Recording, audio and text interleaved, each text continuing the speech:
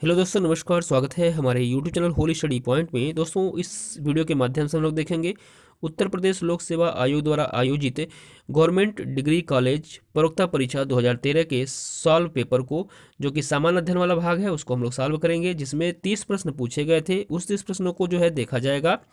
दोस्तों, इसके पहले जो है आपको जीएसई प्रवक्ता परीक्षा के सॉल्व पेपर प्रोवाइड कराए जा रहे हैं। यदि आपने उन सभी जो जितने भी सॉल्व पेपर हैं नहीं देखे हैं तो नीचे डिस्क्रिप्शन बॉक्स में लिंक दे दिया जाएगा, वहाँ से जितने भी सॉल्व पेपर हैं आप उसको बारी बारी से देख सकते हैं। दोस्तों, इसकी पीडीएफ भी हम आप प्राप्त कर सकते हैं हमारे टेलीग्राम चैनल को ज्वाइन करके। और आइए सेशन के स्टार्ट करते हैं। और जिन लोगों ने अभी तक चैनल को हमारे सब्सक्राइब नहीं किया है, चैनल को सब्सक्राइब कर लेंगे। यदि वीडियो अच्छी लगती हो तो लाइक और दोस्तों के साथ शेयर जरूर करिएगा। तो देखते हैं इस सेशन के माध्यम से पहला प्रश्न क्या पूछा गया था। देखिए दोस्तों, आई होप पेज आप लोगों को अच्छे से दिखाई दे रहा होगा। पहला क्वेश्चन पूछा गया था कि निम्नलिखित पर विचार कीजिए। नींबू, गाजर, संतरा, मूली, उपर्युक्त में से कौन विटामिन सी के समृद्ध स्रोत हैं। तो पूछा जा रहा है विटामिन सी के समृद्ध स्रोत कौन से हैं। तो आपका नींबू और संतरा, यानी विकल्प जो है आपका सी सही उत्तर हो जाएगा। पहला तथा तीसरा जो है विटामिन सी के समृद्ध स्रोत हैं। दोस्तों, विटामिन सी का जो रासायनिक नाम होता है एस्कॉर्बिक अम्ल होता है, और विटामिन सी की कमी से जो है स्कर्वी रोग होता है। और विटामिन सी की जो प्रचुर मात्रा है वह नींबू, संतरा, आंवला तथा टमाटर में पाई जाती है। नेक्स्ट क्वेश्चन देखेंगे हम लोग। निम्नलिखित कथनों में से कौन सा सही नहीं है। ए दिया गया है पौधे स्टार्च के रूप में भोजन का संचयन करते हैं, तो यह कथन सही है। बी पूछा गया है, दिया गया है कि आलू का खाद्य योग्य भाग स्तंभ कंद होता है, तो यह भी कथन सही है। सी दिया गया है कि गन्ने के पौधे में शर्करा का संचयन तने में होता है, तो यह भी कथन सही है। डी देख लेते हैं, सभी पौधे नाइट्रोजन का उद्ग्रहण सीधे वायुमंडल से कर सकते हैं। दोस्तों, नहीं कर सकते हैं। नाइट्रोजन का उद्ग्रहण जो है वायुमंडल से सीधे नहीं कर सकते, क्योंकि नाइट्रोजन जो होता है स्वयं में अपरिवर्तनीय होता है। यदि जो है ग्रहण करने की बात है तो जो है इसका एक प्रोसेस होता है, उस प्रोसेस को मैं बता दूं। जब बारिश होती है तो बारिश के माध्यम से यह नाइट्रोजन जो है मिट्टी में प्रवेश करता है, और जब यह मिट्टी में प्रवेश करता है तो नाइट्रीफाइंग बैक्टीरिया द्वारा अमोनिया व नाइट्रेट में परिवर्तित हो जाता है। इस प्रकार पौधे जो है सामान्यतः अमोनिया और नाइट्रेट के रूप में जो है इस नाइट्रोजन को जो है ग्रहण करते हैं। ठीक है, नेक्स्ट क्वेश्चन हम लोग देखेंगे। तीसरा क्या पूछा गया था, निम्नलिखित ग्रहों में से किसको सुबह का तारा तथा संध्या का तारा भी कहा जाता है।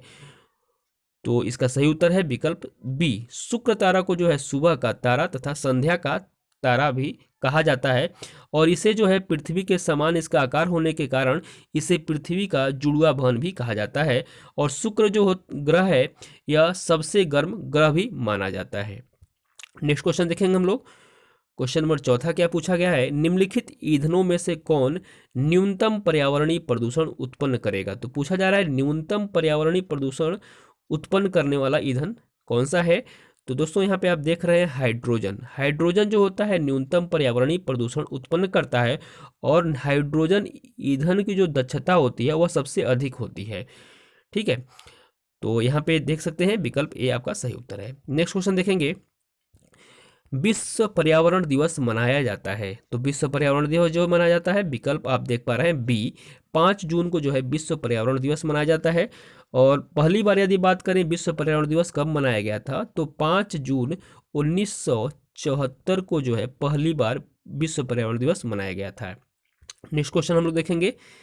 भूकंप की तीव्रता का मापन होता है, तो भूकंप की तीव्रता का मापन होता है रिएक्टर पैमाने पे। विकल्प आपका सी सही उत्तर हो जाएगा।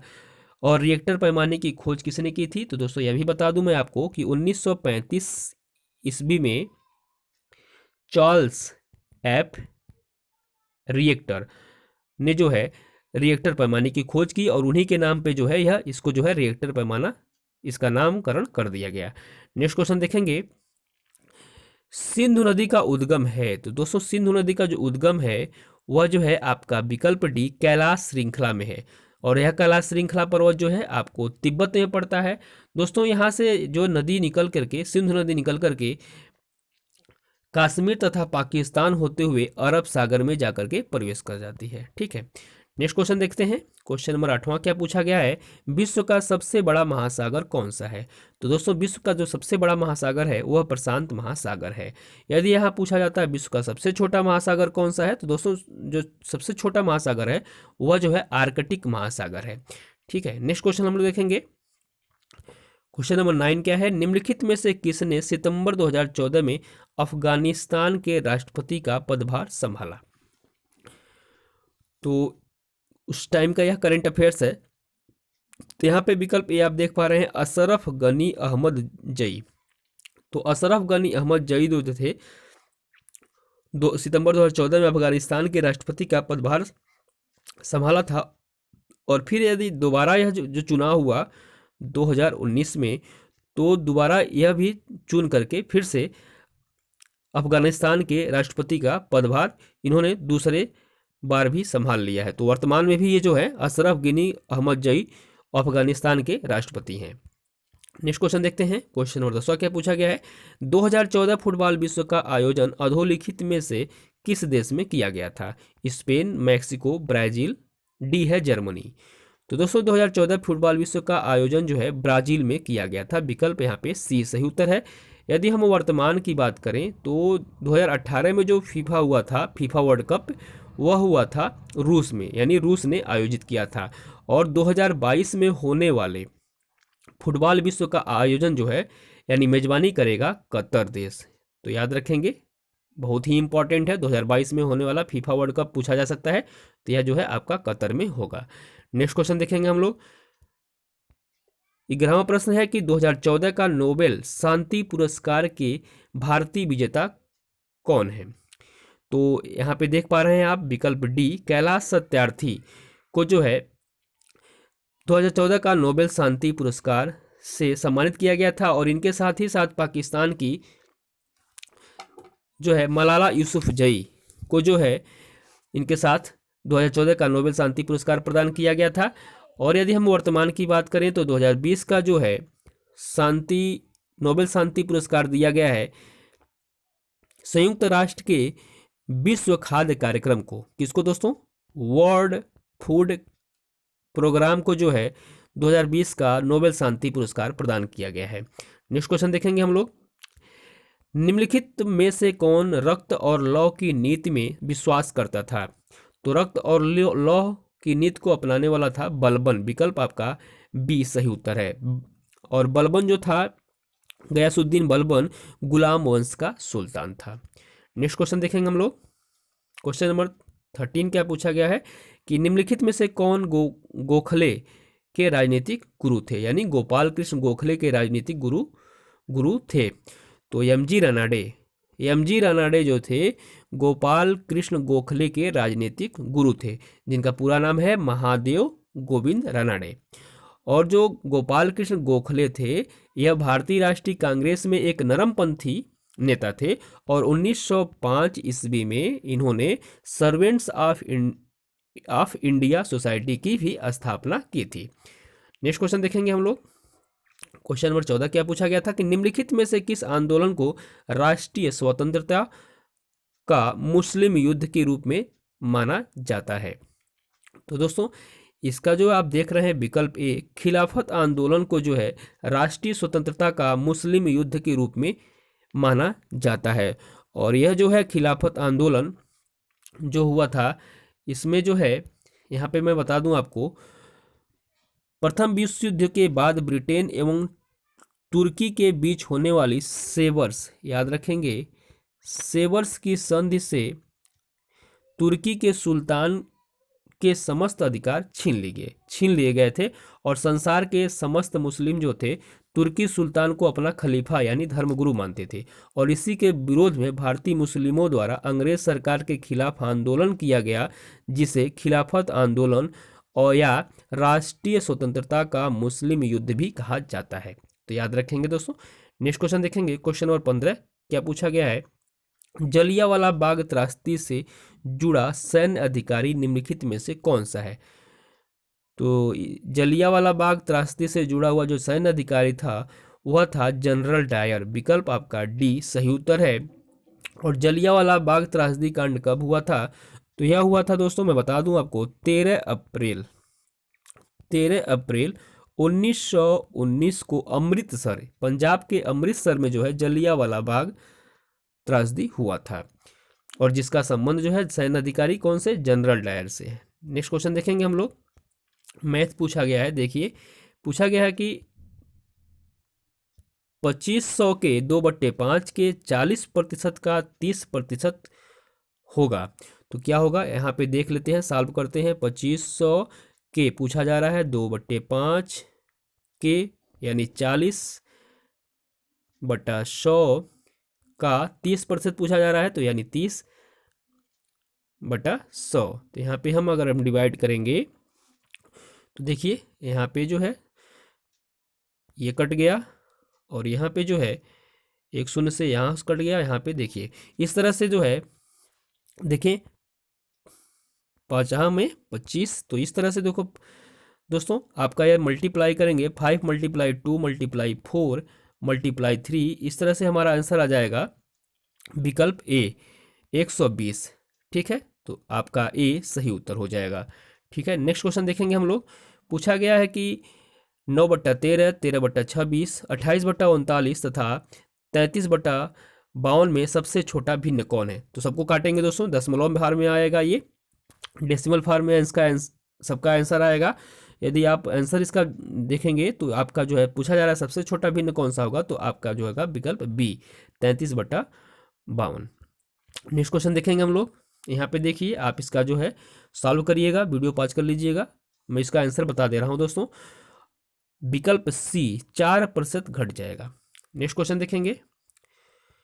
देखिए पूछा गया है क्वेश्चन नंबर 19, यदि 1 से 100 तक सभी संख्याएं लिखी जाएं तो अंक 5 का उपयोग कितनी बार किया जाएगा। तो आप इसको वीडियो पॉज करिएगा, सॉल्व करिएगा। तो देखिए जो मैं इसका आंसर ही बता दे रहा हूँ, विकल्प इसका डी हो जाएगा 20 बार। नेक्स्ट क्वेश्चन देखेंगे। देखिए क्वेश्चन नंबर 20 क्या पूछा गया कि निम्नलिखित में से कौन सही सुमेलित नहीं है। भारतीय विदेशी व्यापार संस्थान कहाँ पे स्थित है, नई दिल्ली में।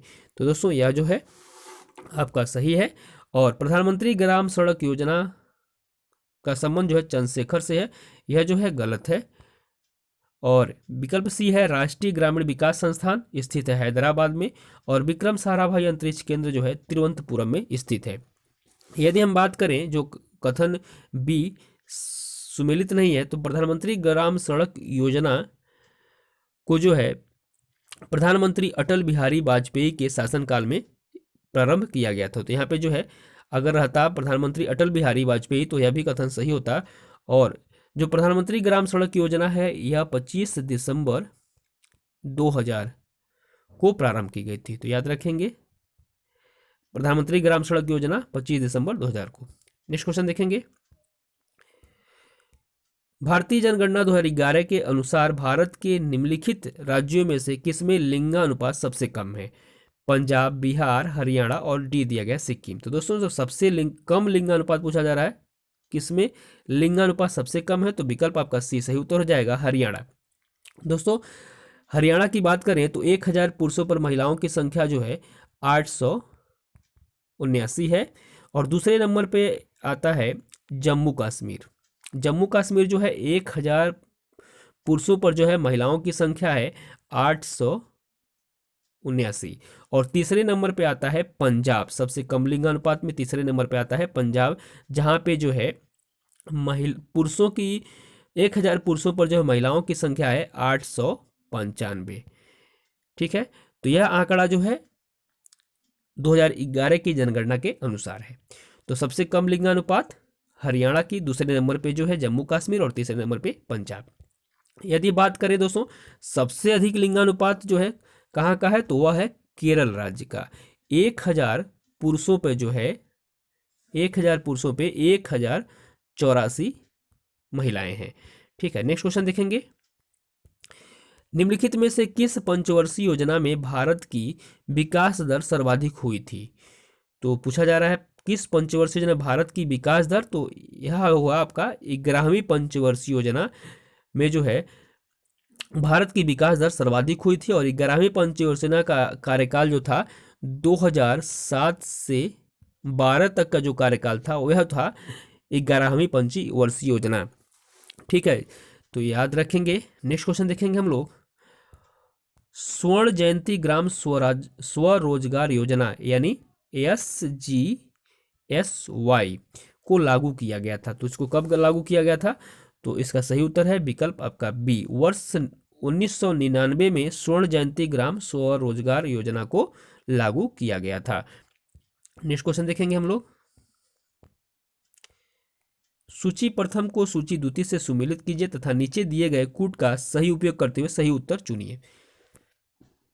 तो यहाँ पे देखिए, सूची प्रथम दिया गया, सूची द्वितीय। दोस्तों हीरा का जो संबंध है वह है आपका कार्बन से। दोस्तों यहाँ पे जो है ए का संबंध हो जाएगा चौथे से, यानी हीरा का कार्बन, संगमरमर का हो जाएगा कैल्शियम।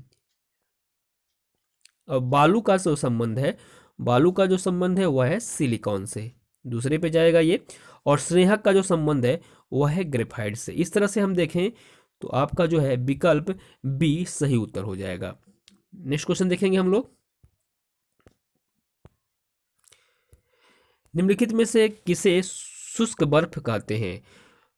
ठोस कार्बन डाइऑक्साइड, ठोस हाइड्रोजन पेरोक्साइड, निर्जलीकृत बर्फ और 273 केल्विन पर बर्फ।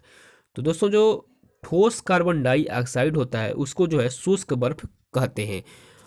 और क्यों कहते हैं? क्योंकि यह गर्म होने पर द्रव में पिघलने के बजाय जो है सीधे गैस में बदल जाता है, इसलिए जो है शुष्क बर्फ को जो है कहते हैं, ठोस कार्बन डाइऑक्साइड को शुष्क बर्फ कहते हैं। नेक्स्ट क्वेश्चन देखेंगे, निम्नलिखित तत्वों में से किसके अपरूप नहीं है? तो यहाँ पे जो विकल्प आपका दिया गया है, तो यहाँ पे जो विकल्प है कार्बन, फास्फोरस, नाइट्रोजन और डी है ऑक्सीजन। तो दोस्तों यह एक विवादात्मक जो है प्रश्न था, क्योंकि जो है यहाँ पे जितने भी विकल्प दिए गए हैं सब तत्वों के अपरूप है। ठीक है, तो यहाँ पे पूछा जाए अपरूप नहीं है, तो ये सब अपरूप है। तो यह जो है विवादात्मक प्रश्न था।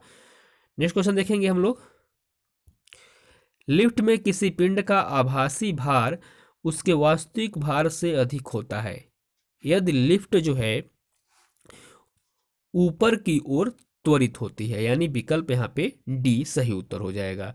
नेक्स्ट क्वेश्चन देखेंगे हम लोग, ध्वनि का वेग अधिकतम होता है निर्वात में, पानी में, स्टील में और डी है हवा में। तो दोस्तों जो ध्वनि का वेग होता है वह सबसे अधिकतम होता है स्टील में। दोस्तों जो ध्वनि है एक अनुदैर्ध्य तरंग है और जिसके संचरण के लिए माध्यम की आवश्यकता होती है, इसलिए जो है ध्वनि का निर्वात जो है निर्वात में यहाँ पे यानी जो विकल्प ए दिया गया है निर्वात में संचरण नहीं हो सकता है। ठोस, द्रव तथा गैस तीनों माध्यमों में ध्वनि की चाल अधिकतम जो होती है ठोस में होती है, यानी स्टील या इस्पात में जो होती है ध्वनि की वेग सबसे अधिक होती है। नेक्स्ट क्वेश्चन देखेंगे हम लोग, निम्नलिखित में से कौन सा अनुवांशिक रोग नहीं है? रंजकहीनता, रतौंधी, हीमोफीलिया और डी है वर्णांधता। तो पूछा जा रहा है अनुवांशिक रोग कौन सा नहीं है? तो विकल्प यहाँ पे जो है बी आपका सही उत्तर है। रतौंधी जो है अनुवांशिक रोग नहीं है। बात करें दोस्तों रतौंधी की, तो यह जो है विटामिन ए की कमी से होने वाला रोग है रतौंधी, जिसमें जो है रात में पीड़ित व्यक्ति की दृश्यता स्पष्ट नहीं हो पाती है। तो यह जो है यदि हम बात करें रतौंधी की, तो यह एक आनुवंशिक रोग नहीं है, विटामिन ए की कमी से होने वाला रोग है। नेक्स्ट क्वेश्चन देखेंगे जो कि लास्ट क्वेश्चन है इस सेशन का, पित्ताशय में उपस्थित पत्थर निम्नलिखित में से किसका पाचन प्रभावित करता है? तो जो पित्ताशय में स्टोन उपस्थित होता है वह प्रभावित करता है वसा के पाचन में। विकल्प आपका ए सही उत्तर हो जाएगा। तो दोस्तों यह था गवर्नमेंट डिग्री कॉलेज प्रवक्ता परीक्षा का जो है सामान्य अध्ययन का सॉल्व पेपर, जिसमें आपको 30 प्रश्न पूछे गए थे। तो इसी के साथ जो है इस सेशन को समाप्त करते हैं, मिलते हैं नेक्स्ट वीडियो में, तब तक के लिए नमस्कार, जय हिंद दोस्तों।